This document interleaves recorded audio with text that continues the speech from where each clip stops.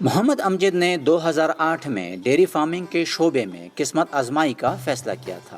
مکمل تحقیق کے بعد وہ ضلع بہاولپور کے علاقے چولستان گئے، جہاں سے انہوں نے چولستانی نسل کی 8 گائیں خریدی، جس کا انہوں نے 6 ساہی والی گائے کی نسل سے کراس کرایا۔ ایک دہائی بعد دریا سواں کے کنارے پر قائم فارم میں محمد امجد کے مویشیوں کی تعداد 150 سے زیادہ ہو گئی ہے۔ امجد کے بقول ان کے فارم میں ایسی گائے بھی ہیں جو روزانہ 30 کلو تک دودھ دیتی ہیں۔ 2 ایکڑ پر پھیلے ڈیری فارم کو امجد نے عالمی معیار کے مطابق ڈھالنے کی کوشش کی ہے۔ تمام جانوروں کو عمر اور جنس کی بنیاد پر الگ الگ رکھنے، صفائی ستھرائی اور تازہ پانی کا بھی انتظام کیا گیا ہے، کیونکہ جانوروں کی بہت ساری بیماریاں گندے پانی کی وجہ سے لگتی ہیں۔ محمد امجد اب اپنے کاروبار کو مزید وسعت دینا چاہتے ہیں۔ اب ہم انشاءاللہ چیز اور بٹر میں آئیں گے، and then we are planning in the yogurt also.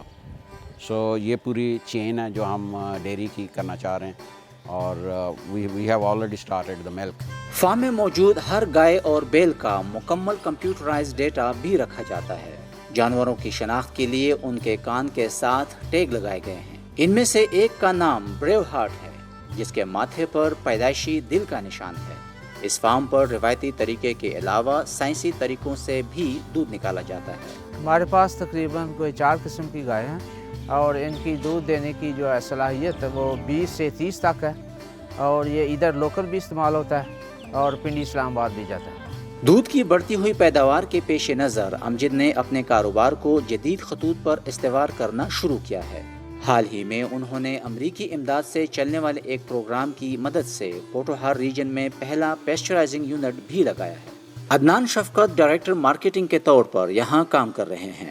ان کے مطابق یہ مشین ایک دن میں 100 لیٹر سے 4000 لیٹر تک دودھ پروسیس کر سکتی ہے۔ یہ مشین نہ صرف دودھ کو گرم کرتی ہے بلکہ جراثیم سے پاک بھی کرتی ہے۔ عدنان شفقت کے مطابق ان کا فارم روزانہ 1200 لیٹر تک دودھ مارکیٹ کو مہیا کرتا ہے۔ یہ پوٹوہار ریجن کا سب سے پہلا یونٹ ہے، پیسچرائزنگ یونٹ، جو کہ اسمال اسکیل فارمنگ کے لیے کامیاب طریقے سے استعمال ہو رہا ہے۔ اس کو پیسچرائز کرنے کے بعد ہم اس کو کوالٹی کنٹرول چیک کرتے ہیں اور اس کو پراپرلی پیکج کر کے راولپنڈی اسلام آباد میں ڈلیوری کی جاتی ہے۔ محمد امجد کے لیے اس بنجر علاقے کو زرخیز زمین میں بدلنا آسان نہیں تھا۔